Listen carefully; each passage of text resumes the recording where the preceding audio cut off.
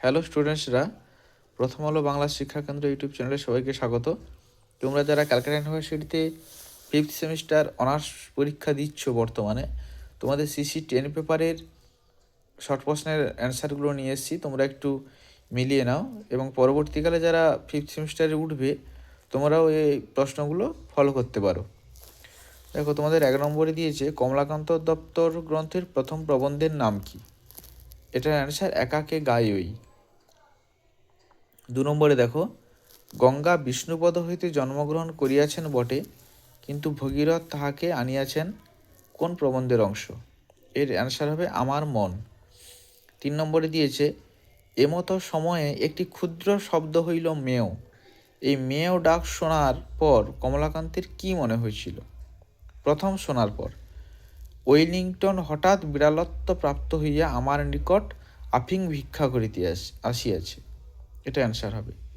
4 দাগে দেখো, এ সম্বন্ধে আমি নিঃসংশয়। প্রাবন্ধিক সত্যেন্দ্রনাথ বসু কোন সম্বন্ধে এই কথা বলেছেন? এটার অ্যান্সার হবে বর্তমান শিক্ষার মুখস্থ পদ্ধতি যা শিক্ষার সারসত্ব সম্পর্কে সম্যক ধারণা দিতে পারে না, এটার সম্বন্ধেই তিনি নিঃসংশয় ছিলেন।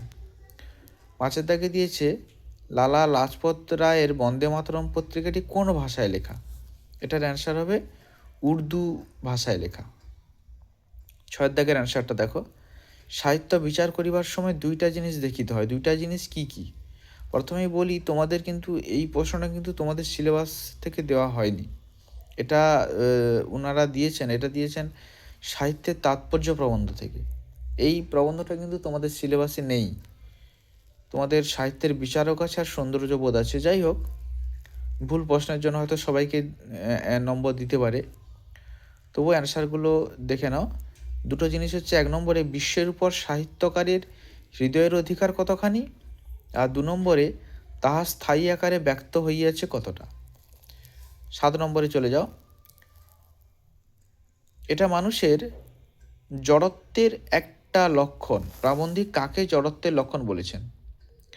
যারা নিয়ম সংযমের লোলুপতাকে একেবারে পূর্ণ মনে করেন, তাদের সেই নিয়মের লোলুপতাকেই প্রাবন্ধিক ষড়রিপুর সপ্তম রিপু হিসেবে বলেছেন এবং এটাকেই তিনি জড়ত্বের লক্ষণ বলতে চেয়েছেন। এটা সৌন্দর্যবোধ থেকে দিয়েছে এই প্রশ্নটা। পরের অ্যান্সারটা দেখো, প্রাবন্ধিক গোপাল হালদার মানুষের আধুনিকতম আবিষ্কার বলতে কি বুঝিয়েছেন? এটার অ্যান্সার হবে বিপ্লবী নিয়তিকে বুঝিয়েছেন। 9 দাগে দেখো, রবীন্দ্রনাথের পরে বাংলা ভাষায় তিনিই প্রথম মৌলিক কবি। বুদ্ধদেব বসু কাকে রবীন্দ্রনাথের পরে প্রথম মৌলিক কবি বলেছেন? এটার অ্যান্সার হবে নজরুল ইসলাম। 10 দাগে দেখো, সাহিত্য সম্পর্কে বার্নার্স অভিমত লেখো। বার্নার্স বলতে চেয়েছেন সাহিত্য নীতি শিক্ষা দেয় প্রচলিত নীতির প্রবর্তন করিয়া, এই কথাই বলতে চেয়েছেন। 11 দাগে দেখো, ওই যে মস্ত পৃথিবীটা চুপ করে পড়ে রয়েছে ওটাকে এমন ভালোবাসি, কত সংখ্যক পত্র থেকে নেওয়া হয়েছে? এটা ছিন্নপত্রের 18 সংখ্যক পত্র থেকে নেওয়া হয়েছে। পরেরটা দেখো, ছিন্নপত্র 64 সংখ্যক পত্রটি কোথায় বসে লেখা? এটার অ্যান্সার হবে শিলাইদহ থেকে লেখা। শিলাইদহ বসে রবীন্দ্রনাথ এই পত্রটি লিখেছিলেন।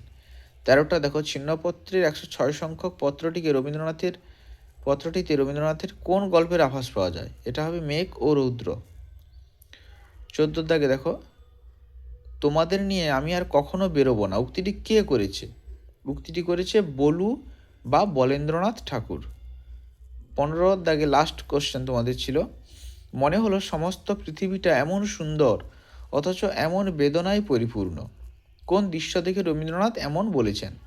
এটা 30 সংখ্যক পত্রে আছে তোমাদের। সেখানে গোপাল সার মেয়ে যখন বাপের বাড়ি থেকে স্বামীর ঘরে যায়, সেই যাওয়ার সময় যে করুণ দৃশ্য, সেই দৃশ্য দেখে এবং ঘাটের চারধারে গ্রামের জনপদ বধূদের যে ক্রন্দন এবং সেই চিত্র দেখে রবীন্দ্রনাথের এমন মনে হয়েছিল। তোমরা এটা মিলিয়ে নাও, আর পরবর্তী ভিডিওগুলোর জন্য তোমরা অবশ্যই লাইক এবং সাবস্ক্রাইব করে আমার চ্যানেলটির পাশে থাকবে।